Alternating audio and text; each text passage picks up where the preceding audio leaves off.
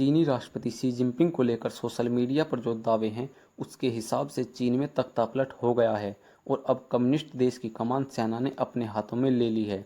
हालांकि ये अभी तक सिर्फ एक अफवाह है क्योंकि चीन की सरकार या आधिकारिक मीडिया इस मामले में चुप है। कुछ लोगों का यह कहना है कि उज्बेकिस्तान से लौटने के बाद चीनी राष्ट्रपति क्वारंटीन में हैं। उज्बेकिस्तान में एससीओ मीटिंग में शामिल होने के बाद से ही चीनी राष्ट्रपति किसी सार्वजनिक मंच पर नजर नहीं आई। सोशल मीडिया पर फैली यह अफवाह उस समय आई है जब चीनी राष्ट्रपति अपने तीसरे कार्यकाल की तैयारी कर रहे हैं। अगर जिनपिंग का तीसरा कार्यकाल शुरू होता है तो वो चीन में यह राजनीतिक इतिहास बन जाएगा और चीन के सुप्रीम नेता माओ जेडोंग के बाद शी जिनपिंग ऐसा करने वाले दूसरे व्यक्ति होंगे। आइए जानते हैं इस वीडियो में चीन के सुप्रीम लीडर से शी जिनपिंग तक का सफ़र।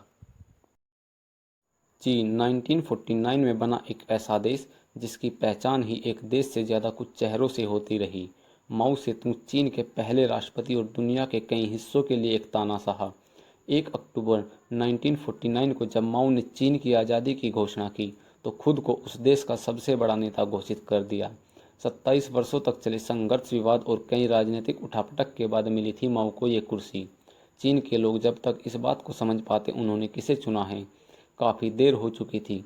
माओ ने सत्ता में आते ही लैंड रिफॉर्म लाए, भूमि सुधार की एक ऐसी योजना जिसमें ज़मीन के मालिकों से ज़मीन को छीनकर लोगों में बांटा जाता था।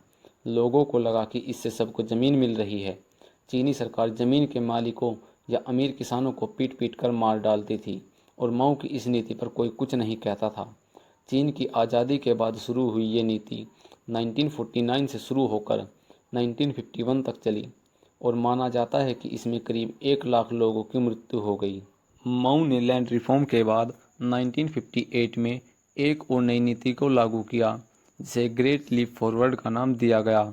माओ का सोचना था कि 15 वर्षों में अपने देश को फैक्ट्रियों और अनाज के दम पर ब्रिटेन से भी आगे ले जाएगा।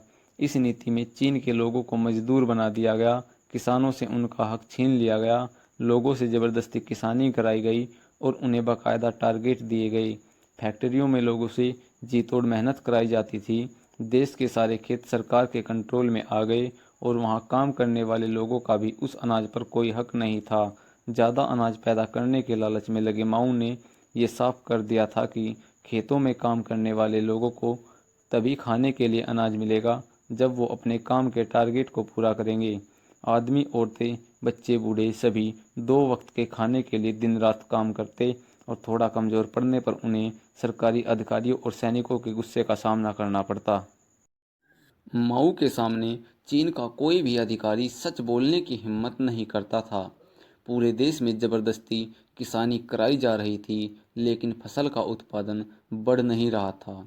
इसके बावजूद चीनी अधिकारियों ने माओ से झूठ कहा था और वो उस पर आगे भी बढ़ते रहे। माओ का एक और अजीब आइडिया था गोरैयों को मारने का। माओ ने कहा ये पक्षी अनाज खा जाते हैं और इन्हें मारकर अनाज बचाना चाहिए। फिर क्या था, पूरे देश में लोगों ने गोरैया को मारना शुरू कर दिया। गोरैया तो मरने लगी लेकिन फसल खाने वाले कीटों का बढ़ना शुरू हो गया और अब उन्हें रोकने वाला कोई नहीं था। 1959 में अनाज को चीन के बाहर भेजकर ज़्यादा फ़ायदा कमाने का ये प्लान 3 साल में ही तबाह हो गया। चीन में लोगों को खाने के लिए अनाज नहीं था। सरकार अनाज लोगों में बांटने की अपेक्षा उसे विदेश में बेचकर सिर्फ मुनाफा कमाना चाहती थी। लोग भूखे मरने लगे, बच्चे कुपोषित होने लगे, लेकिन माओ ने उप तक नहीं की।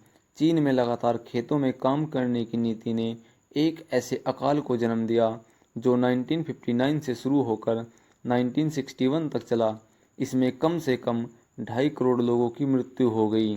15 साल के लिए शुरू की गई अपनी नीति को माओ ने 1960 में ही ख़त्म कर दिया। अपनी इस नीति की असफलता को छिपाने के लिए चीनी सरकार ने भारत के साथ 1962 में एक युद्ध भी लड़ा जिससे चीनी जनता का ध्यान इस नीति की असफलता की ओर न पड़े। 16 मई 1966 को चीन में सांस्कृतिक क्रांति की शुरुआत हुई। इस क्रांति के नाम पर लोगों का कत्ल करने के लिए माओ ने अपने ही देश के नौजवानों को हथियार बनाया। अपने विचारों को उसने एक किताब की शक्ल दी जिसे रेड बुक कहा गया।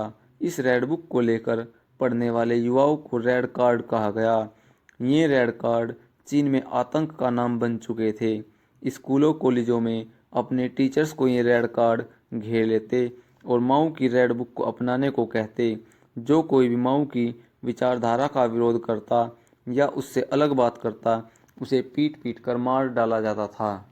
लोगों के सर खून इतना चढ़ चुका था कि वो अपने माता पिता तक को भी माओ की विचारधारा के लिए मार डालते थे। माओ ने युवाओं के जरिए देश भर में अपने खिलाफ सोचने वाले हर शख्स की हत्या करवा दी। चीन की इस सांस्कृतिक क्रांति में उस देश का इतिहास, कला और सब कुछ खत्म हो गया और बचा सिर्फ माओ के विचार और खूनी लाल रंग ही बचा। चीन की यह सांस्कृतिक क्रांति माओ की मृत्यु के साथ खत्म हुई। 9 सितंबर 1976 को माओ की मौत के साथ चीन में खत्म हुआ वो दौर, एक हिंसक और अपने लोगों को मारने वाले एक क्रूर शासक का। माओ की मौत के बाद चीन में फिर एक चेहरा सामने आया जिसने चीन के चेहरे को दुनिया के सामने बदल कर रख दिया। ये चेहरा था डेंग जियाओपिंग का। डेंग जियाओपिंग को माओ ने खुद अपना उत्तराधिकारी चुना था। माओ से करीब दिखने वाले चुनिंदा लोगों में से एक थे। वो शख्स माओ की लैंड रिफॉर्म और ग्रेट रिलीफ फॉरवर्ड के पीछे था। सांस्कृतिक क्रांति के वक्त माओ के दुश्मनों तक में शामिल हो गया था। एक वक्त में माओ के खिलाफ माने जाने वाले डेंग को माओ की मौत के बाद बड़ी तेजी से चीन के सर्वोच्च नेता बन गए। 1978 में डेंग ने आर्थिक सुधारों की नीति को चीन में लागू किया और उसके साथ ही बंद और खस्ता हाल हो रहे चीन की हालत में बदलाव आना भी शुरू हो गया। 1979 में चीन पर इसका असर भी दिखना शुरू हुआ और माओ ने बंद किए चीन के रास्ते दुनिया के लिए खोले। डेंग एक ऐसे चीनी नेता के तौर पर उभर कर सामने आए जिसने वक्त को समझा। 1979 में उन्होंने अमेरिका का दौरा किया और वहां से उन्होंने कई बिजनेसमैन को चीन में इन्वेस्ट करने के लिए मनाया और साथ ही दुनिया को भी संदेश दिया कि चीन अब बदल चुका है। डेंग की सोच साफ थी कि चीन को पैसे की ज़रूरत है और पैसे की ताकत के दम पर ही वो दुनिया में आगे बढ़ सकता है, ना कि अपने बनाए गए नियमों के आधार पर। डेंग ने चीन में विदेशियों के बिजनेस करने के लिए स्पेशल इकोनॉमिक जोन बनाए, जहां फैक्ट्रियों को छूट मिली और टैक्स से भी राहत। इसके साथ ही चीन का पूरा बाजार उनके लिए खोल दिया गया और जल्द ही चीन में इसका असर देखने को मिला। चीन में कई बड़ी कंपनियां आने लगी। डेंग ने न केवल बिजनेस के लिए चीन के दरवाजे खोले, बल्कि उन्होंने 4 तरीकों से चीन को माओ के राज से बाहर लाने की कोशिश की। इन 4 तरीकों में आर्थिक रास्ते या बिजनेस के बाद अब बारी थी कृषि की, जिसे ग्रेट रिलीफ फॉरवर्ड नीति के तहत बर्बाद कर दिया गया था। इसके साथ ही विज्ञान और सैन्य क्षेत्र में डेंग ने काफ़ी जोर दिया, जिससे तकनीक या ताकत दोनों ही मामलों में चीन दुनिया की एक बड़ी शक्ति बन सके। अपने देश में बाहरी दुनिया को लाने वाले डेंग ने अपने ही लोगों पर वन चाइल्ड पॉलिसी भी लागू की थी। चाइना में पैसे और मार्केट आ जाने के बाद चीन में भ्रष्टाचार भी बढ़ने लगा। लोग अपनी आज़ादी भी चाहते थे। 1989 में चीनी युवा अपनी बोलने की आज़ादी, प्रेस की आज़ादी और देश में अपने अधिकारों की मांग की आज़ादी लिए सड़कों पर उतरे थे। चीन में बदलाव की निशानी रहे थियानमेन चौक पर हर रोज़ हजारों युवा जमा होते और आज़ादी की मांग रखते। चीनी सरकार को ये विरोध हजम नहीं हुआ और 15 अप्रैल से चले आ रहे इस विरोध को दबाने के लिए 3 जून की रात चीनी सेना ने थियानमेन चौराहे पर अपने ही लोगों पर गोलियां चला दी। इसमें 2000 चीनी उस रात मारे गए और एक बार फिर मर गया चीन में लोगों के अधिकारों का सपना। 2013 में चीन में एक बार फिर एक नया चेहरा सामने आया, शी जिनपिंग का चेहरा। ये कहानी थी चीन के सुप्रीम लीडर माओ से शी जिनपिंग तक की। यदि ये स्टोरी पसंद आई तो वीडियो को लाइक और चैनल को सब्सक्राइब जरूर कर लीजिए।